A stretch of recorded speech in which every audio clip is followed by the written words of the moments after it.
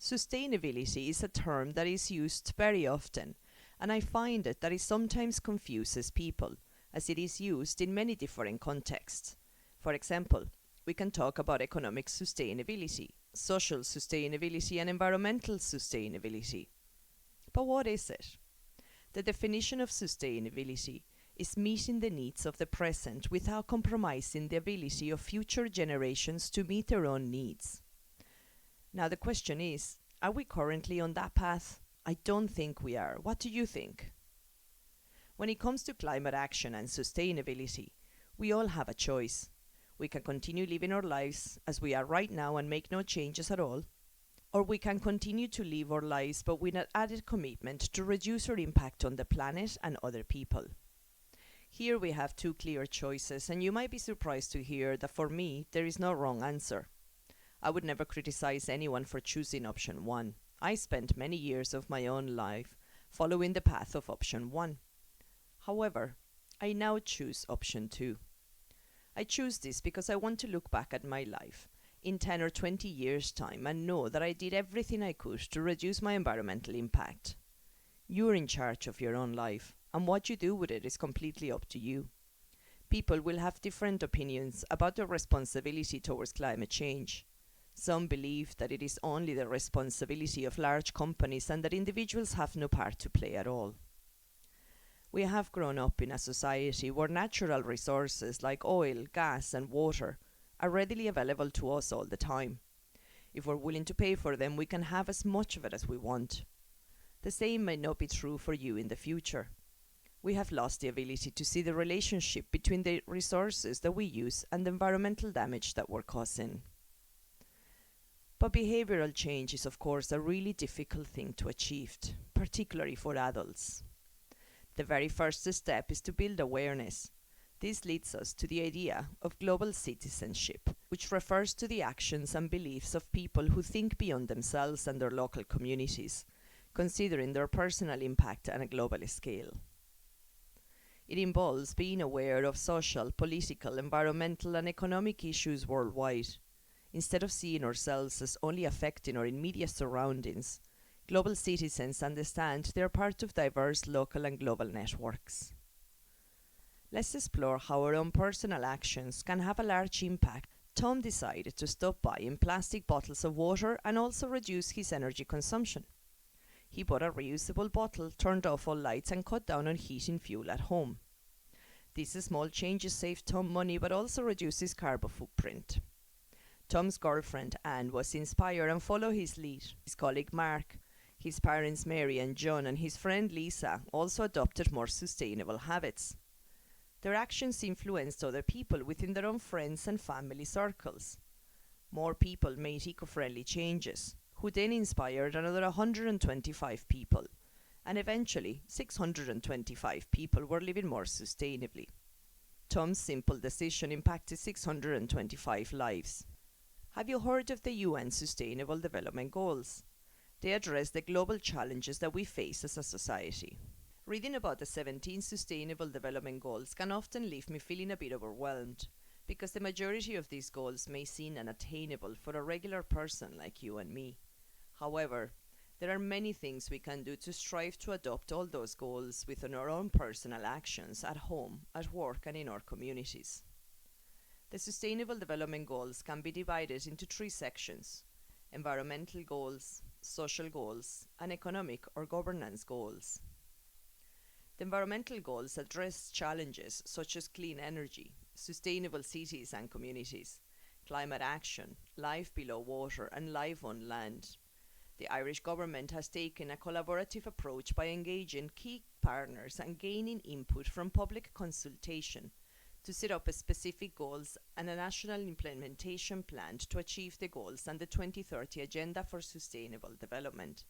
The progress so far has been focused on education, hunger reduction, and health and well-being. When it comes to reducing our influence on our natural surroundings, many people will argue that this is something our governments and large corporations need to be accountable for. There is no denying that major decisions like stopping the drilling for oil and gas, investing in renewable energy projects, and ending deforestation, that our world leaders have an enormous influence over. Even so, it is still my belief that every individual, every household, and every business, big or small, around the world has an opportunity to change the effect they have on their environment positively. We humans impact the planet in many ways, but for now we're going to look at four key areas: water, waste, energy, and materials. Over the next few lessons, you will understand how your use of these elements affects the planet. And you will be able to identify some behaviors and habits that you can adopt within your daily routine to reduce this impact. This might be the water that we use to shower and cook with, or the waste that we throw away multiple times a day, the energy that we use to light our homes and keep them warm, the purchases that we make on a daily and weekly basis. It all contributes to climate change. By reducing our use of utilities, we're contributing to Goal 7, affordable and clean energy, Goal 11, sustainable cities, Goal 13, climate action, Goal 14, life below water, and Goal 15, life on land. Next, we will look at the social goals. These goals are tackling issues such as poverty, hunger, well-being, education, equality, and more. These social goals aim to tackle issues that directly impact people. For example, by paying national and local taxes, we're directly contributing to social services, which contributes to Goal 1, end all poverty, Goal 2, zero hunger, Goal 3, good health, Goal 4, quality education, Goal 6, clean water and sanitation, and Goal 17, partnership for the goals. We can all volunteer to local charities or community events to raise funds for those less fortunate. We can donate old items that we don't need anymore or donate food. Community charity work can contribute to end all poverty, zero hunger, reducing inequalities, and sustainable cities and communities. By treating everyone equally within our own communities, regardless of their sexual orientation, religion, background, or country of origin, we're assisting Goal 5, gender equality, reduced inequalities, peace, justice, and strong institutions. By changing our shopping habits and favoring brands that ethically make their products, we're assisting decent work and economic growth, reduced inequalities, and responsible consumption and production. Lastly, the governance goals cover topics like decent work and economic growth, industry, consumption, and more. These goals aim to tackle economic issues. To align with these goals, you can support responsible consumption and production by purchasing only what is necessary. Additionally, promoting peace and justice can be achieved by speaking out against injustices in your communities. Engaging in climate advocacy through discussions on social media with family, friends, or community members is another important action. Furthermore, exercising the right to vote and advocating for policies addressing climate change is related environmental concerns are crucial steps towards supporting these global objectives. So, are there any supports for individuals to achieve these actions? The short answer is yes. For example, SEAI offers grants and support for home energy upgrades, such as insulation, heating systems upgrades, and renewable energy installations such as solar panels.